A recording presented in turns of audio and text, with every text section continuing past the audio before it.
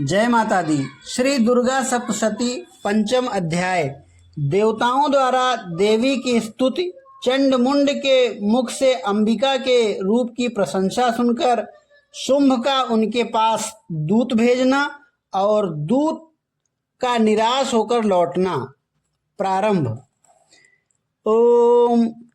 इस उत्तर चरित्र के रुद्र ऋषि हैं, महासरस्वती देवता हैं, अनुष्टुप छंद है, भीमा शक्ति है, भ्रामरी बीज है, सूर्य तत्व है और सामवेद स्वरूप है।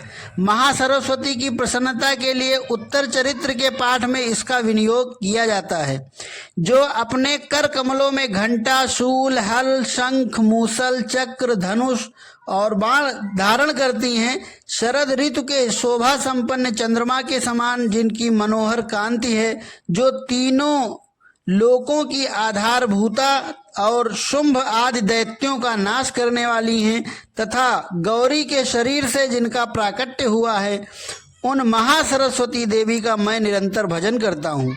पूर्व काल में शुंभ और निशुंभ नामक असुरों ने अपने बल के घमंड में आकर सचोपत इंद्र के हाथ से तीनों लोकों का राज्य और यज्ञ भाग छीन लिए। वही दोनों सूर्य, चंद्रमा, कुबेर, यम और वरुण के अधिकार का भी उपयोग करने लगे। वायु और अग्नि का कार्य भी वे ही करने लगे। उन दोनों ने सब देवताओं को अपमानित, राज्य भ्रष्ट, पराजित तथा अधिकारहीन करके स्वर्ग से निकाल दिया।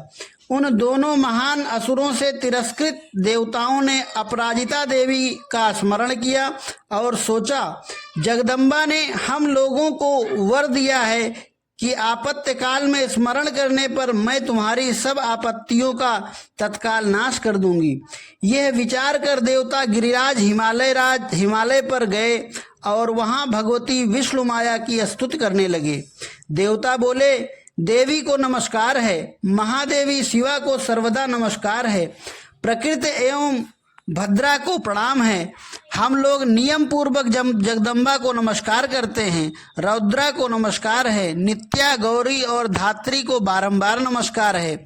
ज्योत्सनामयी, चंद्र रूपिणी और सुख स्वरूपा देवी को सतत प्रणाम है। शरणागतों का कल्याण करने वाली वृद्धि एवं सिद्धि रूपा देवी को हम बारंबार नमस्कार करते हैं। नैऋत्ययी यानी राक्षसों की लक्ष्मी, राजाओं की लक्ष्मी तथा सर्वाणी यानी शिव पत्नी स्वरूपा आप जगदम्बा को बार बार नमस्कार है। दुर्गा, दुर्गपारा यानी दुर्गम संकट से पार करने वाली, सारा सबकी सारभूता, सर्वकारिणी, ख्याति, कृष्णा और धूम्रा देवी को सर्वदा नमस्कार है। अत्यंत सौम्य तथा अत्यंत रौद्र रूपा देवी को हम नमस्कार करते हैं, उन्हें हमारा बारंबार प्रणाम है। जगत की आधारभूता कृत देवी को बारंबार नमस्कार है। जो देवी सब प्राणियों में विष्णु माया के नाम से कही जाती हैं, उनको नमस्कार है, उनको नमस्कार है, उनको बारंबार नमस्कार है। जो देवी सब प्राणियों में चेतना कहलाती हैं, उनको नमस्कार है, उनको नमस्कार है, उनको बारंबार नमस्कार है। जो देवी सब प्राणियों में बुद्धि रूप से स्थित हैं, उनको नमस्कार है, उनको नमस्कार है, उनको बारंबार नमस्कार है। जो देवी सब प्राणियों में निद्रा रूप में स्थित हैं, उनको नमस्कार है, उनको नमस्कार है, उनको बारंबार नमस्कार है। जो देवी सब प्राणियों में क्षुधा रूप में स्थित हैं, उनको नमस्कार है, उनको नमस्कार है, उनको बारंबार नमस्कार है। जो देवी सब प्राणियों में छाया रूप में स्थित हैं, उनको नमस्कार है, उनको नमस्कार है, उनको बारंबार नमस्कार है। जो देवी सब प्राणियों में शक्ति रूप से स्थित हैं, उनको नमस्कार है, उनको नमस्कार है, उनको बारंबार नमस्कार है। जो देवी सब प्राणियों में तृष्णा रूप से स्थित हैं, उनको नमस्कार है, उनको नमस्कार है, उनको बारंबार नमस्कार है। जो देवी सब प्राणियों में शांति यानी क्षमा रूप से स्थिति हैं, उनको नमस्कार है, उनको नमस्कार है, उनको बारंबार नमस्कार है। जो देवी सब प्राणियों में जात रूप से स्थित हैं, उनको नमस्कार है, उनको नमस्कार है, उनको नमस्कार है। जो देवी सब प्राणियों में लज्जा रूप से स्थित हैं, उनको नमस्कार है, उनको नमस्कार है, उनको नमस्कार है।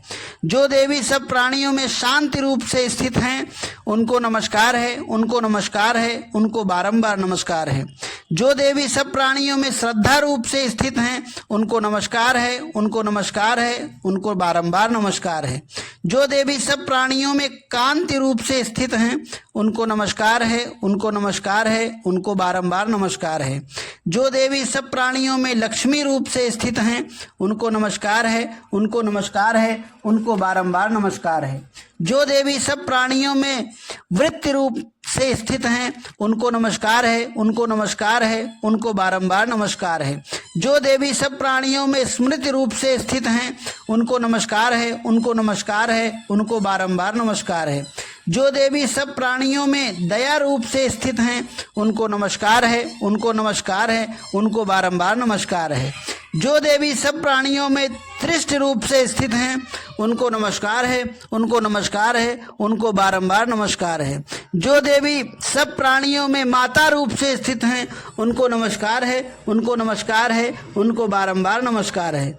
जो देवी सब प्राणियों में भांति रूप से स्थित हैं, उनको नमस्कार है, उनको नमस्कार है, उनको बारंबार नमस्कार है।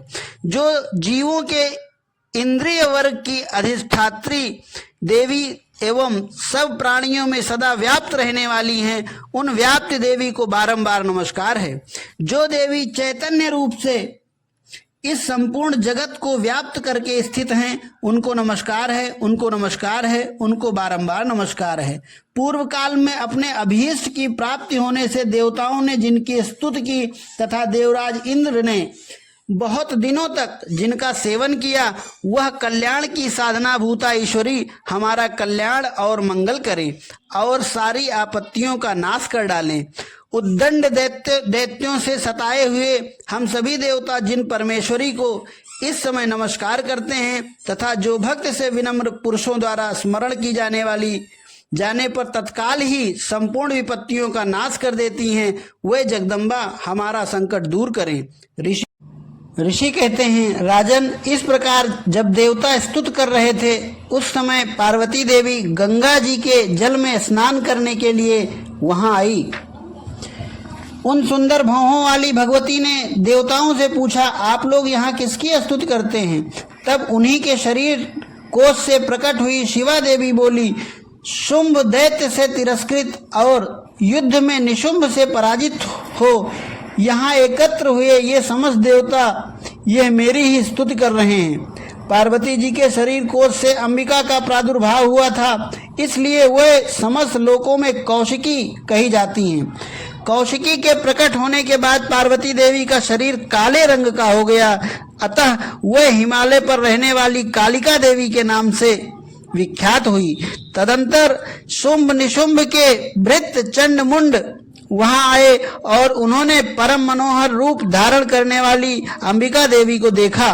फिर वे शुंभ के पास जाकर बोले, महाराज, एक अत्यंत मनोहर स्त्री है जो अपनी दिव्य कांत से हिमालय को प्रकाशित कर रही है। वैसा उत्तम रूप कहीं किसी ने भी नहीं देखा होगा।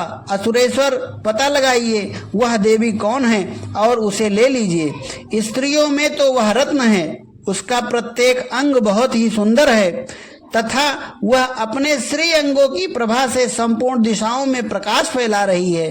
दैत्यराज, अभी वह हिमालय पर ही मौजूद है, आप उसे देख सकते हैं।